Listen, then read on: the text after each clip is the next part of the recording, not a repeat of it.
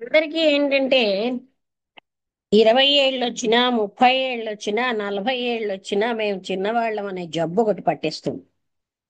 ఈ జబ్బు నుంచి మనం విముక్తి చెందాలి.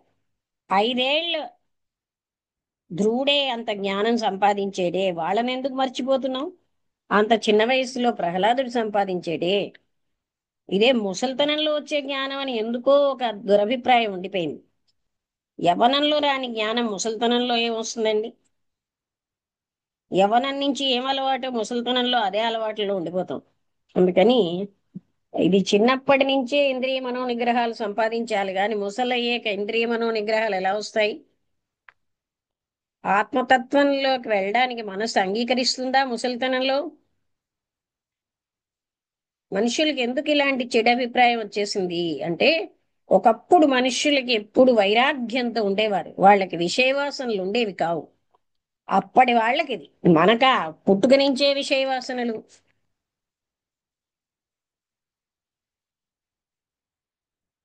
అందుకని ఆత్మతత్వాన్ని నిరంతరం గుర్తుంచుకోవడం అనేది మనం చేయాల్సిన పని.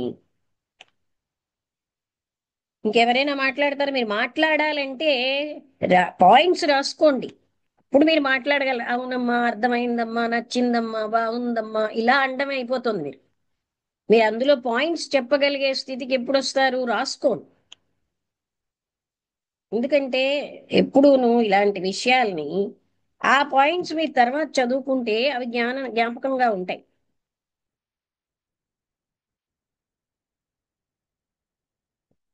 రాజేష్, మీరు ఏమైనా భాగ్యలక్ష్మి గారు, మీరు మాట్లాడతారా?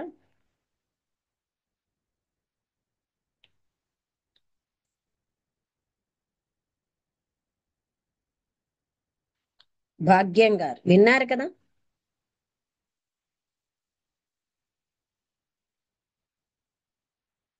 మైక్ దగ్గర లేరా?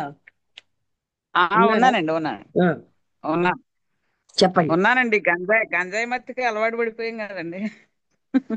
ఉమ్, గంజాయి మత్తులో ఉండిపోయి నెలల నుంచి మీరే రాలేకపోయాం. మీరేం అన్యాయ మత్తు కాదు కానీ మనవల మత్తు. అదే అదే మత్తు కదండి. బాగా దాంతో చెప్పారు. పోల్చుకోవడం మరి. ఉమ్, మీరు ఇంకా అదే అది మత్తు అండి. చూసారా? ఆ మనవళ్ళు వచ్చారు కానీ దాన్ని కూడా మత్తని చక్కగా చెప్తున్నారు. సంతోషం. అవును. మిగతా ఆ, వాళ్ళకి అది మత్తని కూడా తెలియదు. అవునండి. అవునండి. ఆ మత్తులో పడి ఆ మత్తు విడిపోయిన తర్వాత ఎంత దుఃఖమో అంత దుఃఖం ఆ మత్తులో వచ్చిందండి. వస్తుంది ప్రతి సంవత్సరం ఒక నెల ఇలాగా ఈ దుఃఖాన్ని అనుభవించవలసిందే అండి. ఇది పొరపాటు అయిపోయింది. అసలు ఆ గంజాయి తాగటం అయిపోయాక మళ్ళా తాగాలని అడిగి దుఃఖం వచ్చేస్తుంది కదా. అవునవును. అలాగా అలాగా తాగాలని లేకపోయినా కానండి, ఈ ఆ తాగినందువల్ల వ్యాధులు వచ్చిన దుఃఖం లాగా దుఃఖం వచ్చి కూర్చుందండి. మామూలు దుఃఖం కాదు అనుభవించేది. బాగా చెప్పారు. నాకైతే ఉమ్, మామూలు దుఃఖం కాదండి. అది ఆయన శుష్క వేదాంత తమో భాస్కరం బాగా చదివి చెప్పారు, అర్థమైంది. అందులో నిరాలంబోపనిషత్తు చెప్పారు. ఉమ్, ఇంకొకటి ఏంటి, ఇంకోటి చెప్పారు. వివేక చూడమని చెప్పారు. బాగుందండి. బాగానే అర్థమైంది. రాసుకుంటానండి కానించి. ఎక్కువ భగవద్గీత శ్లోకాలు మెన్షన్ చేస్తున్నారు. అందులో ఉన్నాయండి. నేను అవును. చూడలేదులేండి ఆ బుక్ ఎప్పుడు. అందులోంచే అంటే బాగుందండి అలా. ఆ శ్లోకాలన్నీ నీ కంఠస్థం పెట్టబట్టి అవి భగవద్గీతలోంచి చాలా ఎక్కువ శ్లోకాలు తీసుకుంటున్నారు. అలా అని ఆ ఉపనిషత్తుల్లోంచి కూడా తీసుకుంటున్నారు. ఆ ఏదో డిండిమా అని ఏదో పుస్తకం అందులోంచి కూడా తీసుకుంటున్నారు. వేదాంత ఏంటి డిండిమోపనిషత్తు అది. డిండుమ డిండుమోపనిషత్తు ఉందండి. వేదాంత డిండుమం అని ఉంటది కదండి. అంటే ఆయనదే. ఎన్నో రకాలు ఆయన మెన్షన్ చేస్తున్నారు. ఆ అంటే ఆ, మనకి మెయిన్ ఉపనిషత్తులే కదా పైకొచ్చాయి. అవునండి. అవును. ఆ, మెయినియే మొదట్లో మెయినియే ఈ పెట్టారండి గ్రంథం పద. చదివి మాకేంటంటేనండి బాగా ఆత్మజ్ఞానానికి సంబంధించినవి చదివేమేమో, ఈ గ్రంథం మాకు ఉమ్, అంత విలువ లేదనిపించింది అప్పట్లో. ఆ, అంటే అవునండి. బాగా అవును. ఆత్మజ్ఞాన సంబంధమైన వాటిలోనే ఆ, చాలా డీప్ గా ఉండేవాం. 23 మందిలా అవును. వచ్చేవారు. ఉమ్, ఆ, అయితే క్వశ్చన్ ఆన్సర్స్ బాగానే ఉండేవి. ఉమ్, చెప్పగలిగే వాళ్ళు కూడా విషయాన్ని ఇప్పుడు ఎలా నారాయణ గారు చెప్పారో అలా చెప్పేవారు కొందరు. ఆ చెప్పడం వల్ల అవునండి. ఇతరులకు అది బాగా అర్థమయ్యేది. అవునండి. చెప్పాలి అంటే మనం అంత వేగంగా ఈ జ్ఞానం వచ్చేదండి, కొంచెం నోట్ చేసుకోవాలి కదా. అప్పుడు ఏ అవునండి. ఏ అవును. పాయింట్లు అయ్యాయి గుర్తుండి కనీసం ఒక 5, 6 వాక్యాలైనా మనం మాట్లాడగలం. అవును. మాకు అలాగే నేర్పించారండి మా గురుగారు. ఎక్కువగా లేకపోతే చూడండి, శ్రమ పెట్టారు. ఆ! ప్రాపంచిక విద్యలన్నీ నోట్ చేసుకుంటాం. ఇంత గొప్ప ఆ! ఆధ్యాత్మిక విద్య బహు క్లిష్టమైనది, దాన్ని మనం నోట్ చేసుకోవడానికి ఎందుకంత బద్ధకం?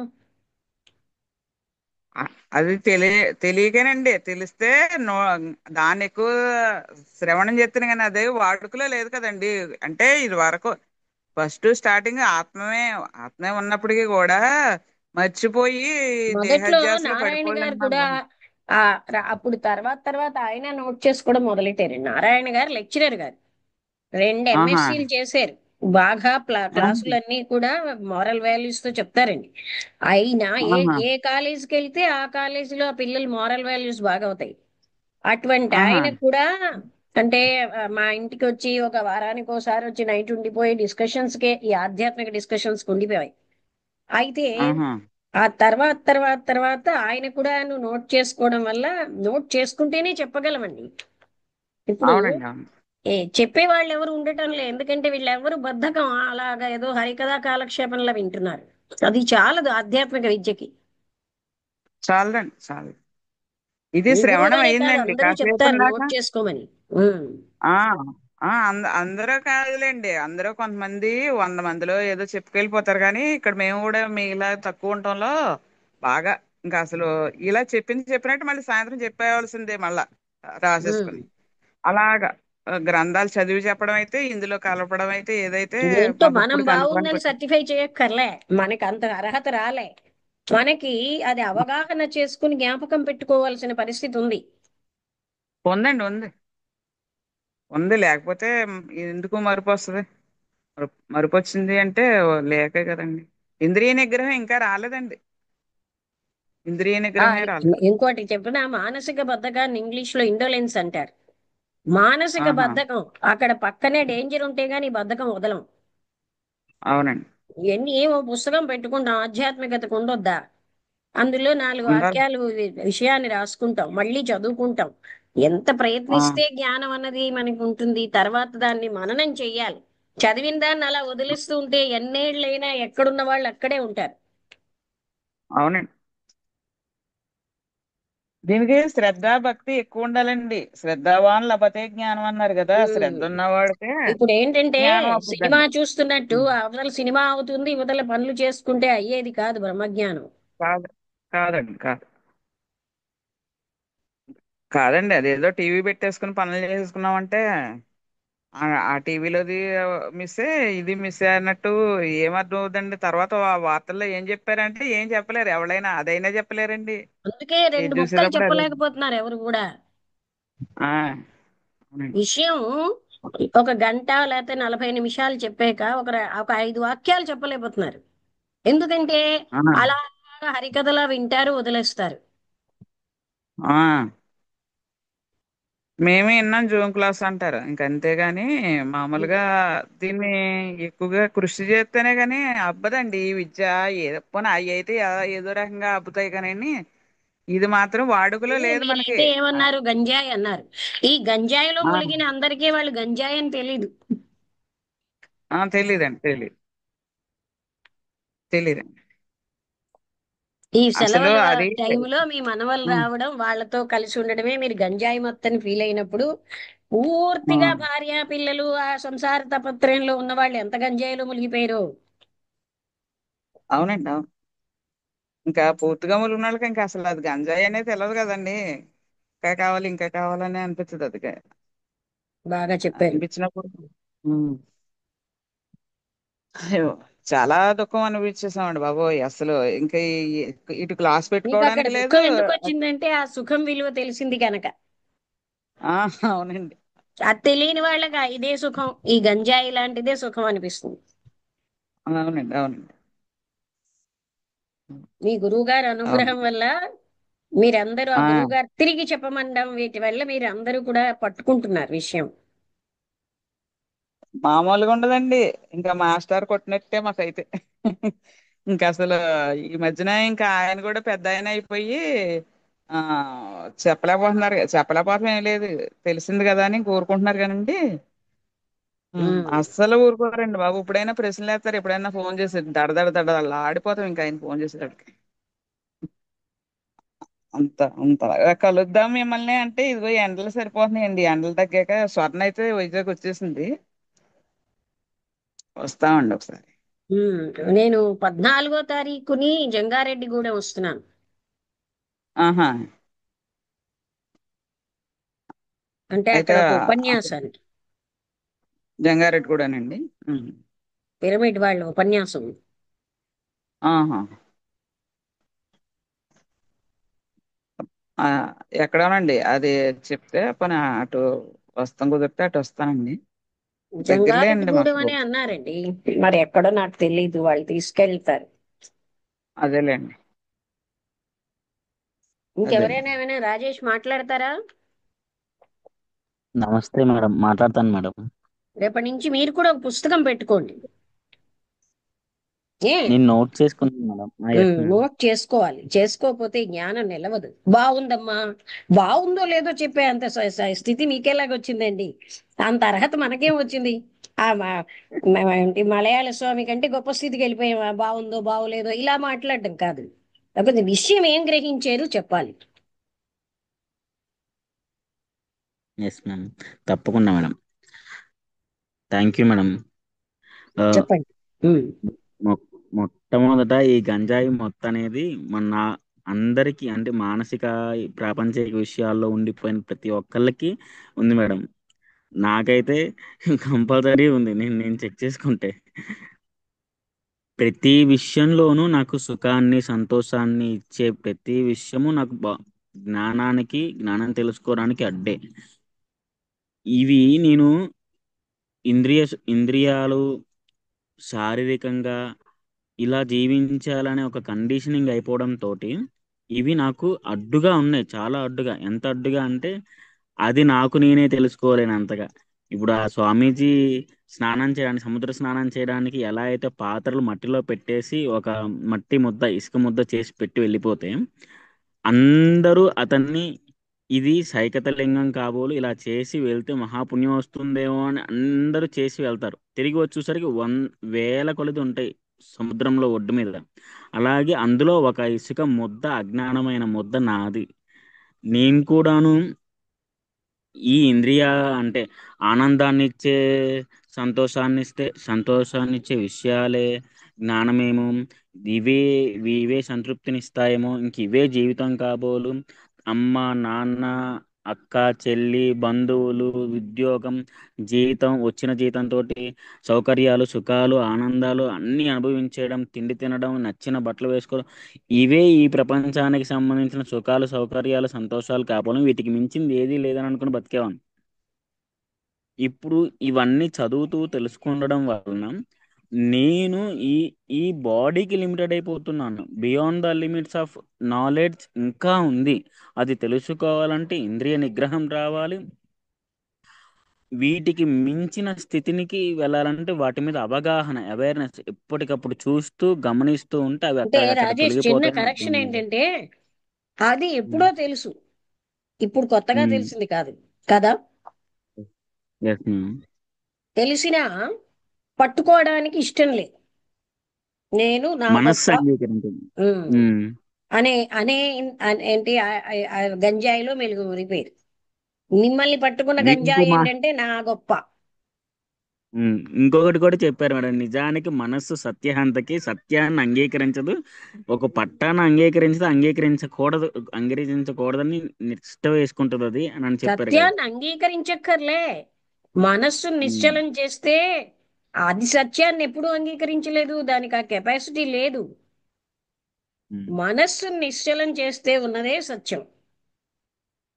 మనస్సుకి ఏదో మీరందరూ బాగుందన్నట్టుగా మనస్సు సత్యాన్ని బాగుందని లేదు, దానికి అంత కెపాసిటీ లేదు. Yes ma'am. మేము వేరే సత్యహంతకి వేరే అంటే మనస్సు పాయింట్స్. ఉన్నంతసేపు అక్కడ సత్యం లేదు. ఎస్ అంతేగాని మేడం. మనస్సు అంగీకరించడం ఏమిటి?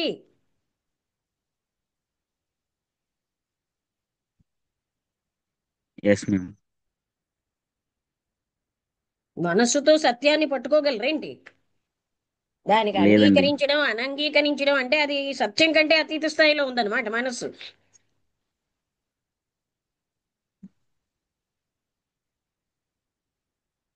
అర్థమైందా? అర్థమైంది మేడం. మనస్సుకు ఆ కేపబిలిటీ లేదు, సత్యాన్ని తెలుసుకోగలిగే శక్తి లేదు దానికి. ఉమ్. మనస్సుని నిశ్చలం చేస్తే దానికి అది అర్థమవుతుంది. అప్పుడు మనకు ఆ స్థితి అన్నదే తెలుస్తుంది. సత్యం అక్కడ. మనస్సు ఉమ్. యాక్టివిటీలో మునిగిపోబట్టి సూక్ష్మంగా స్థూలంగా మనం సత్యానికి దూరం అవుతున్నాం.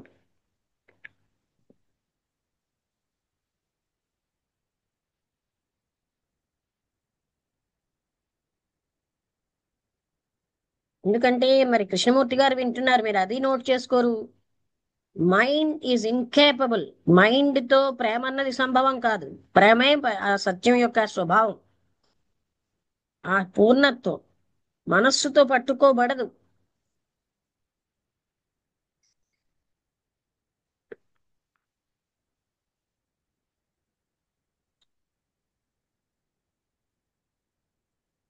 ఒక అజ్ఞానం వచ్చి ఆత్మజ్ఞానం బాగుందన్నట్టు ఉంది విషయం. మనస్సుకి ఎప్పుడు అవగాహన అవ్వదు సత్యం. మనం చేసేది అదే. మనస్సుతో సత్యాన్ని పట్టుకుంటాం అన్ని పట్టుకున్నట్టు. అందుకే మనకి ఎప్పుడు అవగాహన అవ్వకుండా అయిపోయిందంటాం.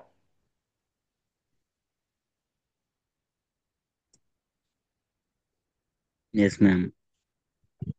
ఎందుకంటే మనకి మనస్సుతో పట్టుకోవడం తప్ప మనస్సును నిశ్చలం చేయడం చేత కాదు.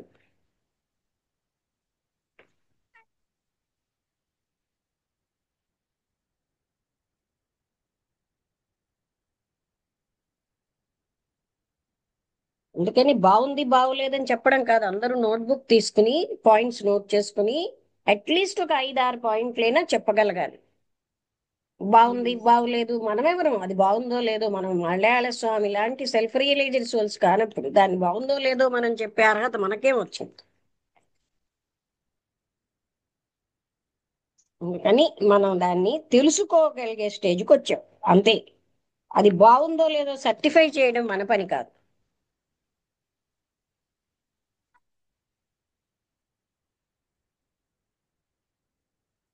మనకి బద్ధకం. పాయింట్స్ రాసుకుంటూ వినడం ఆత్మజ్ఞానము ఆధ్యాత్మిక జ్ఞానానికి ఎంత శ్రద్ధ చూపెట్టాలి. నేను వస్తున్నాను అదే ఉద్ధరింపని ఫీల్ అవుతున్నారు. మరి అలా అయితే ఎలాగా? ఎవరి కోసం?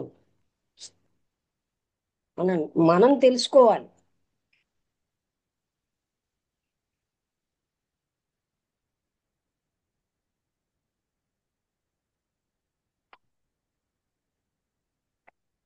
ఈ జ్ఞానం యొక్క వెలుగులో ఏ ప్రాపంచికంగా ఏ యాక్టివిటీ చేసినా అద్భుతంగా ఉంటుంది. చూడండి భాగ్యలక్ష్మి గారు ఎలా చక్కగా చెప్పారు, గంజాయి మత్తులో ఉన్నాను అని. అలా మీరు ఎవరైనా చెప్పగలరా? మీరు అంతకంటే మునిగిపోయి ఉన్నారు కానీ చెప్పలేరు. ఆవిడ దగ్గరికి ఒక నెల రోజులు పిల్లలకి సెలవు, మనవలకి సెలవు వచ్చినప్పుడు వస్తారు. ఆ నెల రోజులు వాళ్ళ యొక్క పనుల్లో ఉంటారు గనక ఆవిడ గంజాయి మత్తు అన్నారు. జీవితం అంతా మత్తులో ఉన్న మీకు అది తెలియటమే లేదు.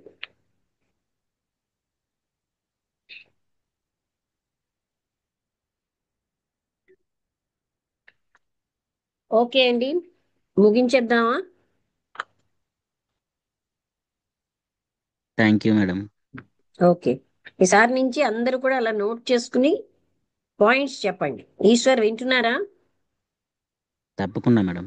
ఉమ్, వింటున్నానమ్మా, రాసుకుంటాం రేపు నుంచి. ఉమ్. ఒక బాగుంది బాగులేదు ఇలాగ చెప్పొద్దు. అందులో అలాగే అమ్మా, పాయింట్స్ అలాగే. ఏం నేర్చుకున్నారు చెప్పండి. నారాయణ గారు ఎలా చెప్తున్నారు, వసంతలత ఎలా చెప్పేది, అలా. ఓకే, ముగించేస్తున్నాను. అందరికీ నమస్కారం.